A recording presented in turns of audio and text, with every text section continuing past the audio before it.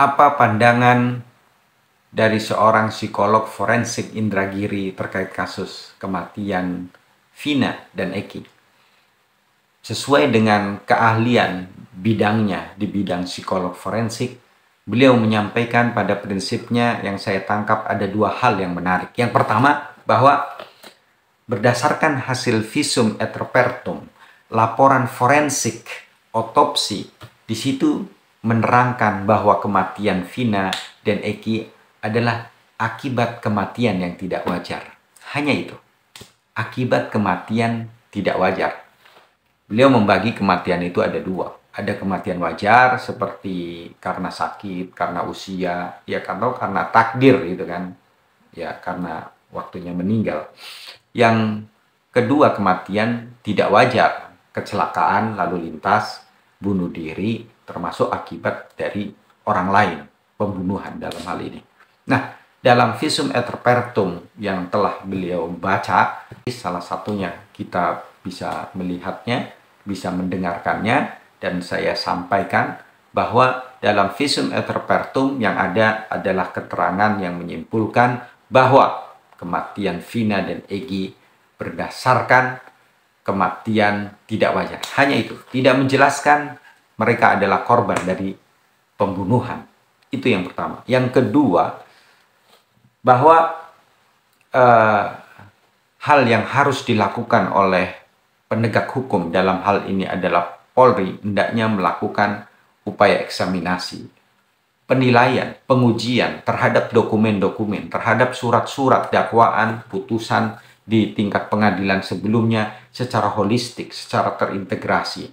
Bahkan menarik supaya Kompolnas, termasuk Kapolri, Polri dalam hal ini, Kejaksaan, Komisi Kejaksaan, KY, Mahkamah Agung termasuk melakukan eksaminasi, pengujian, mengevaluasi kembali, melakukan penilaian terhadap kasus yang sudah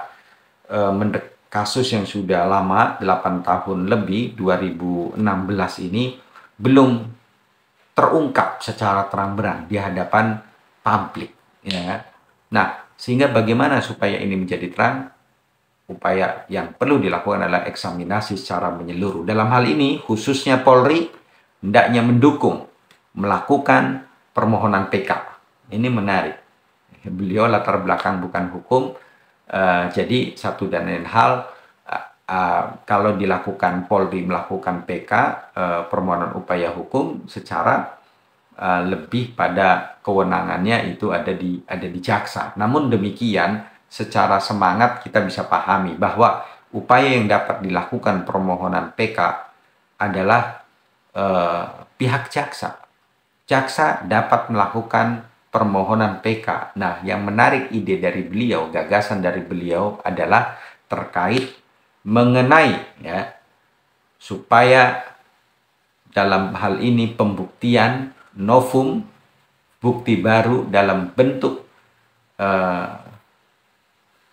CCTV, obrolan-obrolan WA di HP, scientific crime investigation, hasilnya itu dijadikan novum sehingga di PK itu akan terang, akan jelas duduk permasalahannya. Secara apabila pemohon PK itu dilakukan oleh pihak, ya, dalam hal ini adalah keluarga Vina atau keluarga Eki atau pihak yang dirugikan yang terlibat lainnya secara rakyat jelata, secara pencari keadilan, akan sulit upaya menciptakan pembuktian. Dalam hal ini pembuktian yang dimaksud adalah saintifik.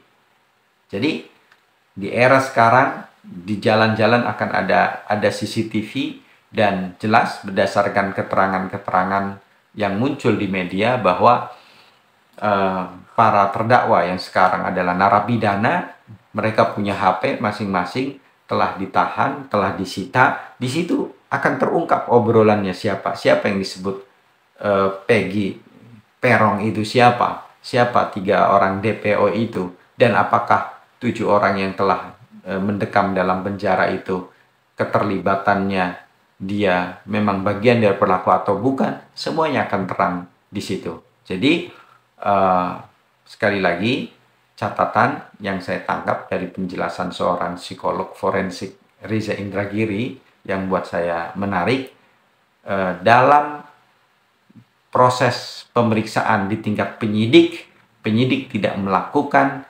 sesuai dengan profesi dalam reserse, dalam penyidikan yang harusnya dilakukan. Apa itu penyidikan? Upaya yang dilakukan oleh penyidik guna mengungkap sebuah peristiwa, apakah benar terjadi, apakah peristiwa itu mengandung unsur pidana ataukah tidak. Apabila mengandung unsur pidana, maka bukti untuk mendukung itu perlu diciptakan. Ada dua minimal bukti. Perlu digali, bukan nyari orangnya siapa, kemudian dimasukkan ke dalam sebuah peristiwa itu perbuatannya sesuai itu. Tidak, tapi pembuktiannya terlebih dahulu, baru siapa saja berdasarkan bukti-bukti ini yang patut diduga menjadi bagian dari pelaku upaya atau yang telah melakukan tindak pidana pembunuhan tersebut. Nah, andai saja para penyidik melakukan upaya reserse atau penyidikan yang dilakukan secara terang-benderang berdasarkan pembuktian, termasuk dalam hal ini adalah lalai atau absen tidak adanya pembuktian secara saintifik, CCTV atau HP, itu yang menjadi kendala. Dan apabila ini dijadikan sebuah novum, sebuah upaya permohonan PK yang dilakukan oleh penegak hukum, baik Polri maupun Kejaksaan, mengupayakan hukum secara progresif. Namun pertanyaannya, mungkinkah pihak kejaksaan, kepolisian untuk melakukan upaya progresif dalam hal ini mengajukan permohonan PK dan agar perkara ini terungkap apa adanya, atau malah sebaliknya berharap perkara ini akan dilupakan oleh masyarakat, kemudian dianggap akan hilang, berlalu begitu saja dan dianggap itulah yang dimaukan. Atau sejatinya para penegak hukum, kejaksaan, termasuk Polri menghendaki bahwa suatu peristiwa harus terungkap, bahwa keadilan harus dirasakan di tengah kehidupan masyarakat.